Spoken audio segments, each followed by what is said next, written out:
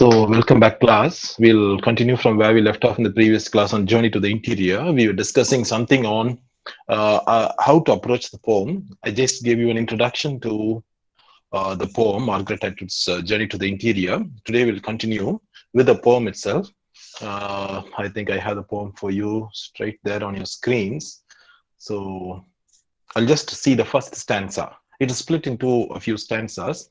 And when we approach this poem, please remember, this poem should be analyzed from a post-colonial perspective, not from a necessary European or Westocentric perspective. Right? Post-colonial writings, especially, have their own strategies.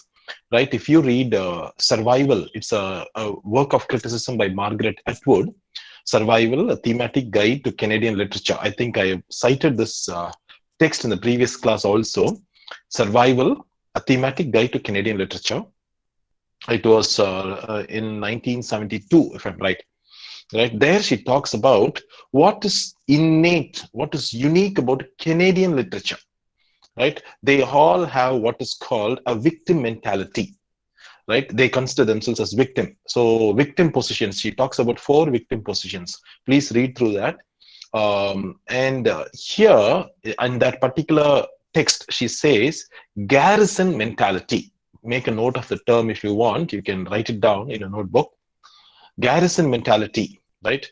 A mentality that Canadian writers have. So what is unique about the Canadian literary idiom or Canadian native idiom? So here in this poem, you'll find enjambment. You know what is enjambment, right? When the meaning of one line runs into another without any rhyming. So you don't have any, particular meter there, fixed meter there, or fixed rhyme scheme there, like ABBA, ABBA. You don't have it. And the lyrical quality will not be there. That is, an added insight. These are all called strategies, right? Abrogation, you call it. Abrogation means rejecting the standard.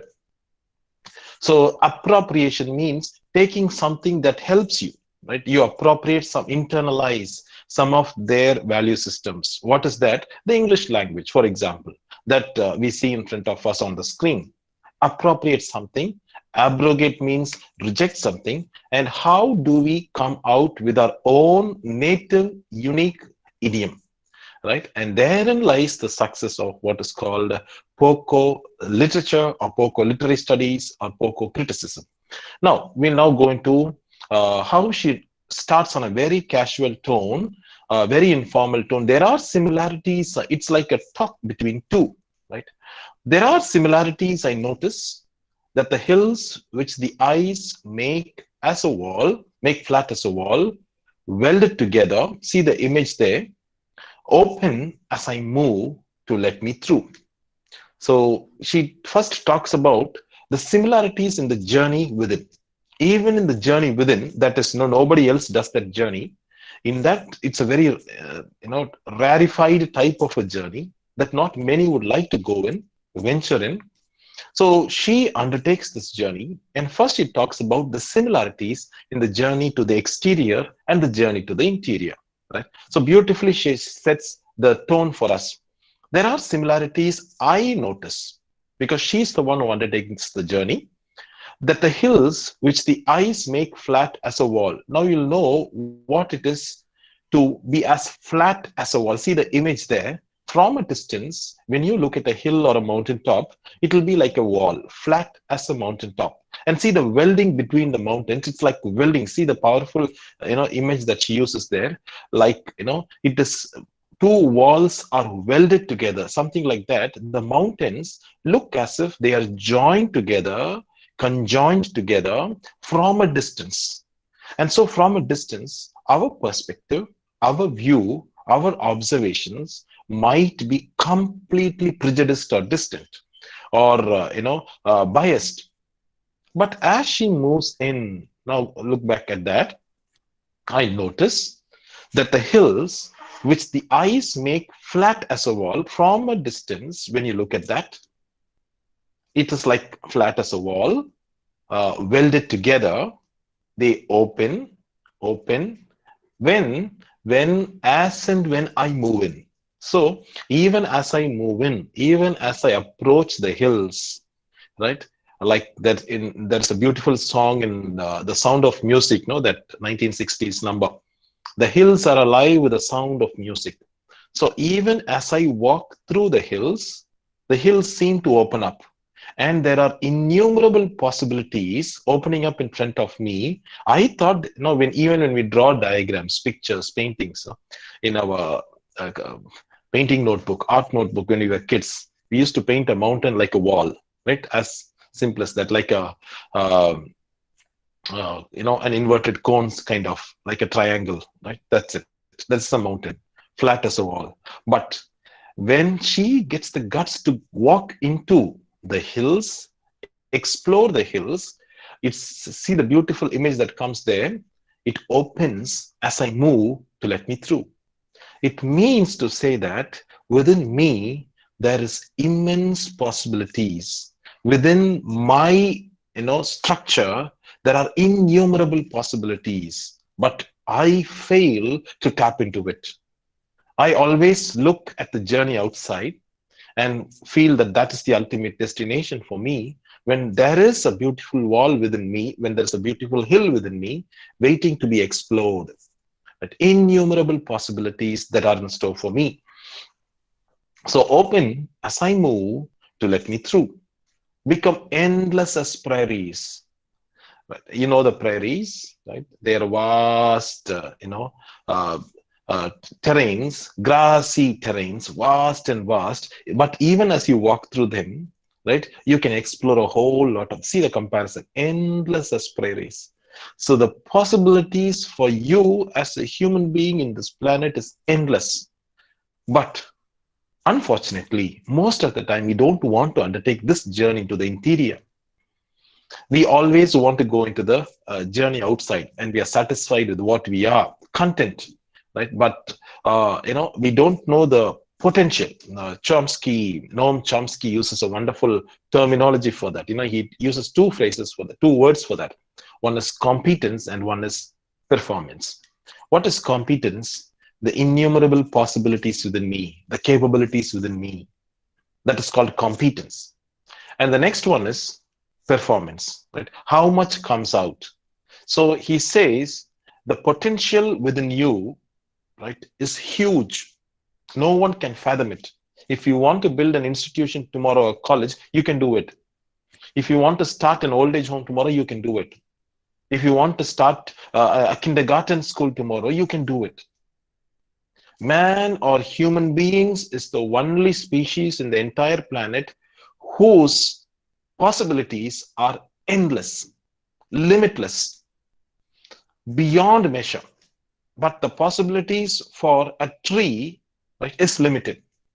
It could grow only up to a particular stature, particular height, and give the same flowers or the same fruits that it wants to. That is why Sartre told us existence precedes essence. Excuse me.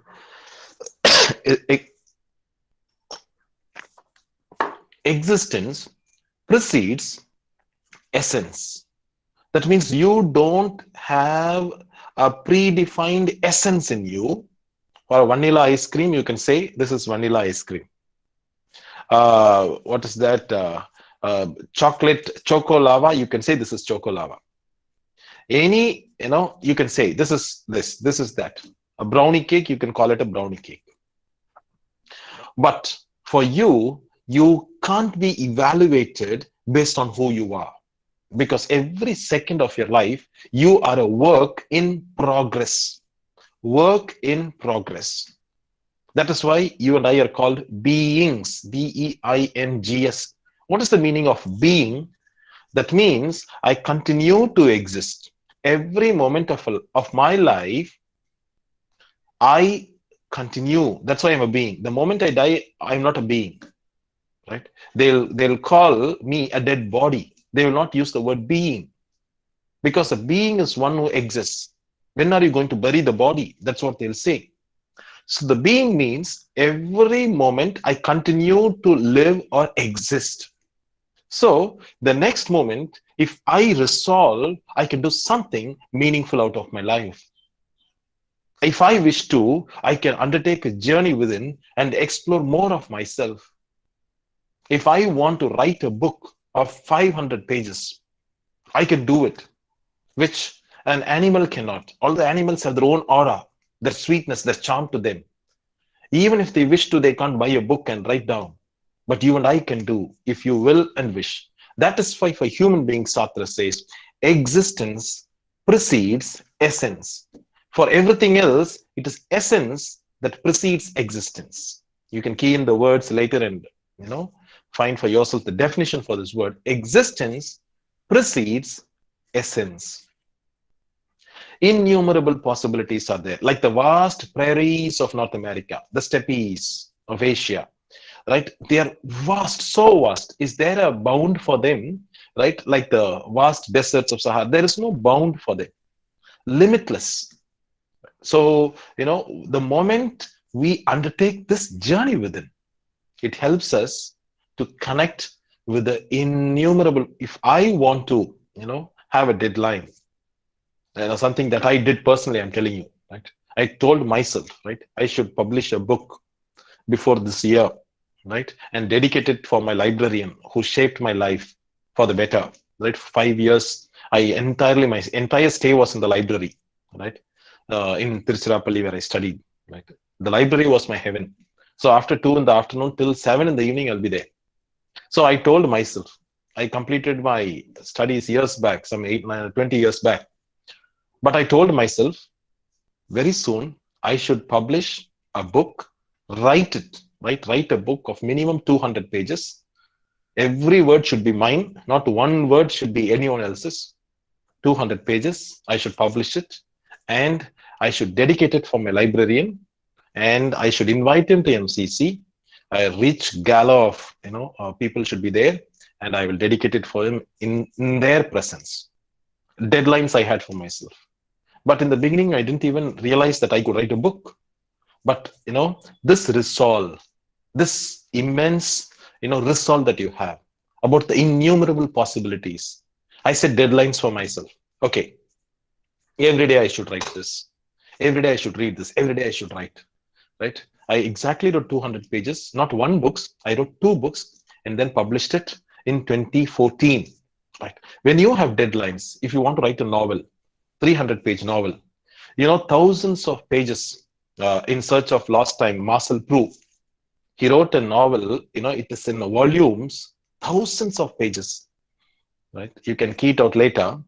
One little incident inspired him. When he can write thousands of pages, when you have the resolve, it's like the prairies, right? Innumerable possibilities open up, right? Endless as the prairie. See the beautiful phrase, right? Open as I move to let me through. Enjambment again, right? The enjambment means the idea doesn't stick with that particular line itself. It spills over or continues into the next line. That's why it's called enjambment. Right? So become endless as prairies. That means the moment I try to sideline all the distractions around me, and try to venture all alone into this world, my space, you can call it. The journey to the interior is the journey into my space. So you will find a lot of possibilities opening up. You take a resolve, right? By the end of this year, I should clear my net. I should clear my JRF. I should register under this professor in this particular university or this one. I also have an idea of what I want to do for my PhD. After this, I should become a professor in a particular place. Envision these ideals for yourself, right? Like Paulo Coelho says, no, when you have a dream, when you sincerely follow it, the entire universe will conspire to making it true for you. Endless possibilities are there, and you are very young, very, very young, right? So the only mantra, the only clue, the only impetus is you should not look outside. Don't look at your friends. Don't look at anyone around you. Don't look at a situation. Just look within. Carl Jung, we have already discussed, no? Who looks outside dreams, who looks inside awakens. The endless possibilities that happen. that become endless as prairies. And then the trees grow spindly. Look at the word spindly. That means within you there is a beautiful world, but it has not been explored. Within you, within me, there is a beautiful world out there, but I have never bothered to come within and look within at all. I've always been looking at my friends. Hey, they are well off, they are doing good, they are beautiful, they have money, they are talented. I always look out, while Pavapatta me, within me, the tree which has to be very bright and giving branches and helping others is spindly. Look at the phrase adjective she uses, spindly, right? The trees, look at this, here, no birds will come and build their nest in this tree because there are no leaves, there are no, there are no branches which can, contain the birds with all their boughs. That's what she says. The trees grow spindly, have their roots where, that is the most disastrous term that can ever happen, right? Have their roots in swamps. What is a swamp? You know what is a swamp, right? A swamp means, right, where you will not know, it is very marshy, it is very muddy, right? And it is so weak. Even if it's a very powerful tree, if it has its roots in a swamp, unfortunately, it will fall down very soon all of its own because it is not on firm, solid ground. And that's what she says, right? The trees grow spindly and have the roots where often in swamp. That means shakeability. Very easily, someone says something about me, I immediately start crying because I'm not confident of my abilities as a writer, as a student, as a creative being. So when I look within, I find the tree that has to grow branches and has to shelter and give shade to a whole lot of varieties of birds now is spindly, and the roots are in swamps. That means very shaky. Anytime it could fall off. So the personal space within, that's what she says. Now, yeah, have the roots often in swamps, that this is a poor country, right? Excuse me. That this is a poor country. Give the, look at the image here, poor country. So within you is contained a country of such huge proportions, but unfortunately, because that country has not been habitated by you, only you can habitate that country. No one else can come and sit in that country. You who have to habitate that country, cherish and nourish and make flourish that country. You have never made use of the time, right? So, you've never looked at the Shakti within you, the power within you, the indomitable spirit within you, right? What I do is I always look outside for answers. Whatever I write will not be right. Whatever I write will not be right. I need to go to Spark Notes. I need to go to this. I need to go to that. I need to do this. The reason is I'm not confident about my abilities as a creative person. And that's why she says poor country. Most of the time, if we divide our day, entire day of 24 hours into 3, 8 times 3 equals 24. 8 hours for the body, 8 hours for the mind, 8 hours for the soul. Imagine, right? Some philosophers have said this, 8 hours for the body, 8 hours for the mind, and 8 hours for the body, mind, and soul. There is also a beautiful proverb that says, math trains the mind, tennis trains the body, music trains the soul. Because they say all three have to be equally attended to. But most of the time, we give a lot of importance to the body, Right, in the Mahabharata, Lord Krishna tells Arjuna in the battlefield of Kurukshetra, the dweller within the body is not slain, but the body perishes. All the scriptures, right, tell us about the body that decomposes, that perishes after a particular point of time. But the dweller within the body, the soul, is not slain, he says. Now his disillusionment, right, towards the end he says, fled is my disillusionment. Maya, right? Fled is my disillusionment. So, we are under an illusion uh, that, the body is everything. So, I give a lot of importance to the shirt that I wear or the watch that I wear, the cosmetics, everything on me. But good. But there are also two other components that are equally important for me. One is the mind. So, body training, right? I eat, sleep, do exercise, have good food, and other things, right, for the body. For the mind, I see a lot of, I read a lot of books. I watch a lot of good movies. I, I, do something that can equip myself for the future. Good. But what about the soul? Soul training, he calls it, right?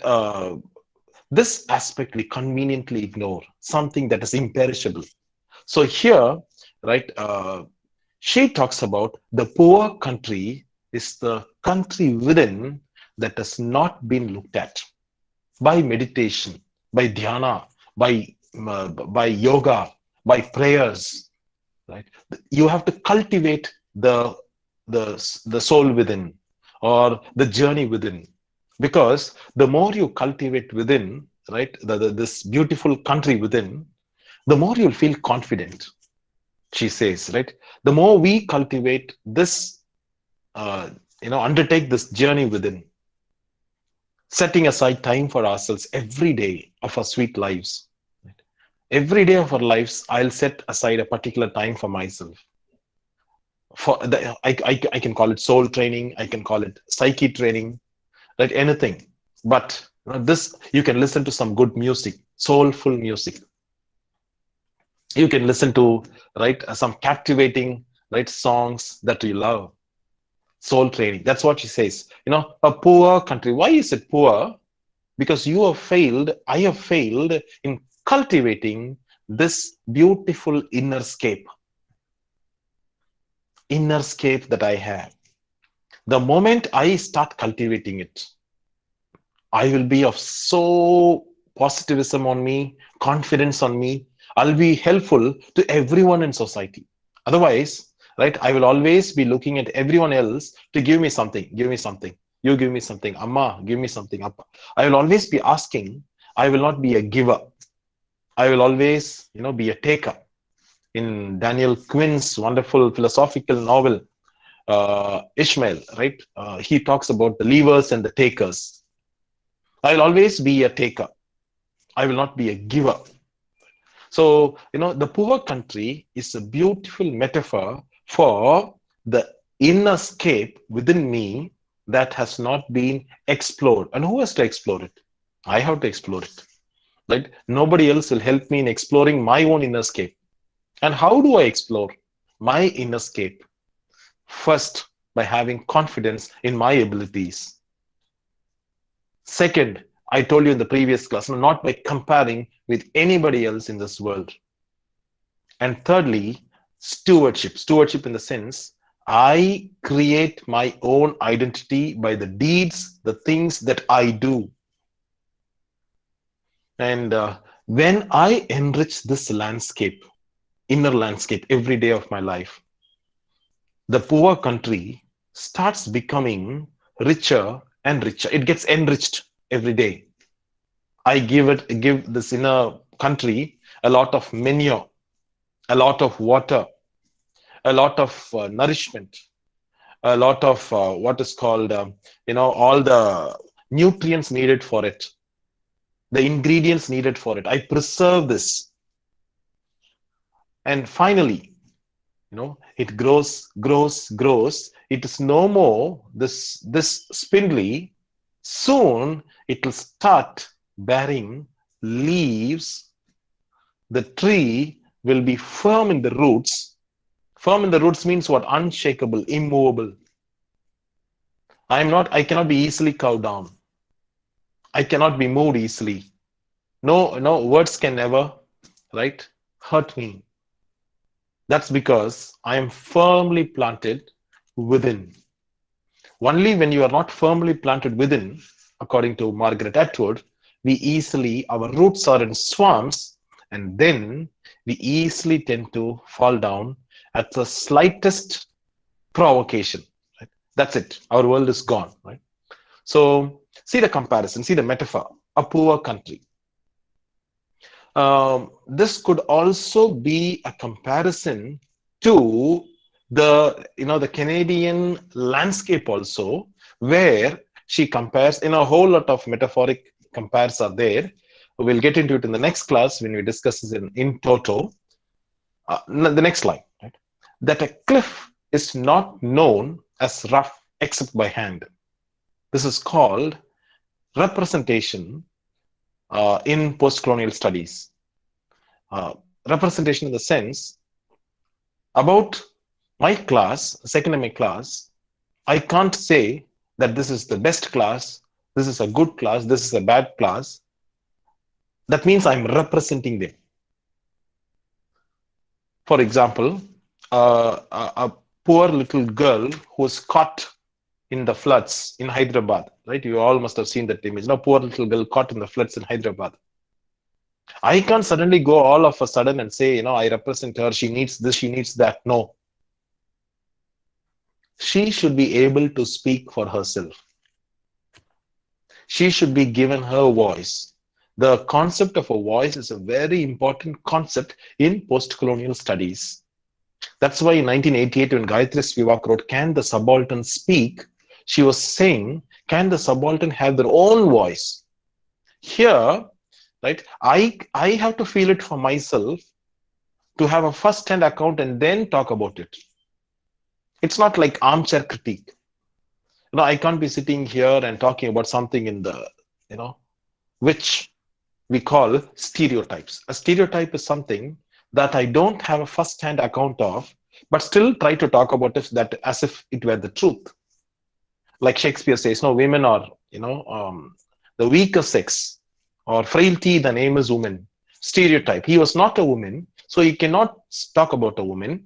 Right? Until you have the experience firsthand, you can never talk about an experience or represent the experience and pass it off as authentic or genuine. It can never be authentic.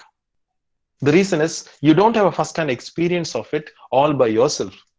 It is just hearsay. Sevi valichedi, they call it. No, hearsay. You just heard it through somebody and then you echo it. A first-hand account. This is exactly where post-colonial studies comes in. Western conceptions of the Orient. That's the subtitle to the book Orientalism, written by Edward Said in the year 1978, where he talks about Western conceptions or preconceived notions about the Orient. A cliff is not known as rough except by hand. Except I feel it, I experience it, I cannot talk about it.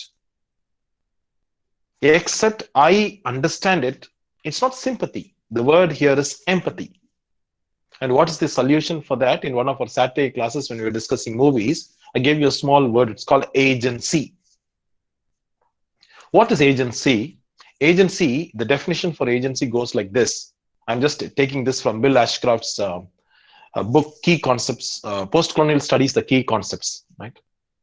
By the way, impulsively, I'm reminded, tomorrow morning at 11 o'clock, Bill Ashcroft is giving a talk at Madurai, Skillet. I told you about Skillet.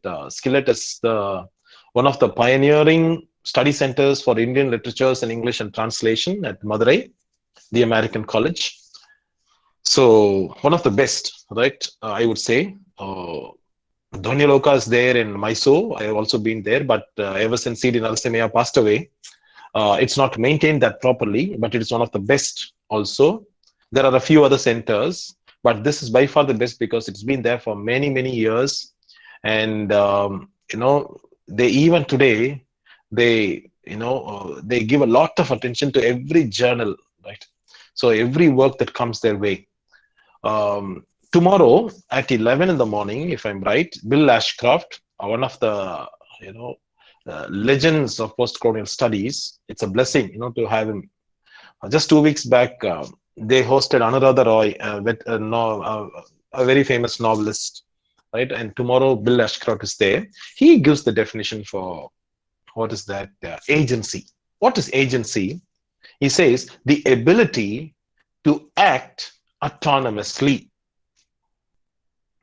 When, as a girl, night at around, I'm not trying to create a sensation or trying to problematize or controversy, trying to create a controversy here when I say this. I'm just saying, as a girl, if I want to go out in the night at 11, I should have the ability to act autonomously. As a girl, as a woman, as a boy, I should have the ability to act autonomously when it comes to choosing a spouse for myself. I should not be cowed down or succumb to what is called the stereotypical patriarchal notions that are in society. Just because my parents told me to marry this person doesn't mean that I have to marry that person. I have an identity of my own. I have an individuality of my own that I should be able to use of myself. The word is agency. So lack of agency results in generation of stereotypes. The moment the subaltern get their agency, in the sense they are able to access the power center, or they are also able to speak out their voices. That is agency. Giving agency to the subaltern. Subaltern means anyone who is marginalized. It could be the transgenders, it could be man, it could be woman, it could be anybody. So, a cliff is not known as rough except by hand. So, without feeling it, I don't have the right to talk about it. I can't say this is rough. I can't say this is smooth. What authority or what right I have to say that this person is bad? Women are like this. What right or integrity have I got on myself to say these transgenders are bad? These are statements that pass off as truths, right? We'll discuss, archaeology of knowledge later. If you have the time, Foucault's, please read it also. Statements that pass off as truth, but they don't have an iota of truth element to it. That's why Nietzsche says, what is truth but an army of metaphors and metonymies? What is truth but an army of metaphors? One substitutes for the other. Right? So that a cliff is not known as rough except by hand, except by my personal live, conviction, feel of it. Before that, I cannot pass my verdict. But that's what most of Western literature did about post-colonial studies. Even without having a first-hand account of what it is to be an Indian, they passed verdicts, judgments, they adjudicated all, preconceived, prejudiced notions about Indians, which were detrimental to the evaluation of Indians in the eyes of the world. Because the West was the power center, they were connected with knowledge. And so whatever they did was in close proximity to power, knowledge was disseminated, and that's how it impacted the entire world. Post-colonial studies questions these representations or representations, right? So a cliff is not known. I'll give you a comparative word for this. It's called imagined geographies. This is a word used by Edward Said. Imagined geographies or imagined communities. Benedict Anderson, right, gave us this term. Stanley Fish uses the term called interpretive communities. You can, just key in these phrases later, and we'll look at more of them. in the next class, right? If you have any questions, you can ask me now, or I think, right, we'll stop for now. Have a good day. Thank you.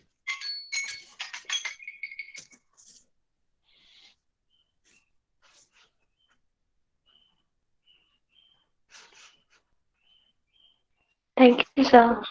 Thank you, sir. Welcome.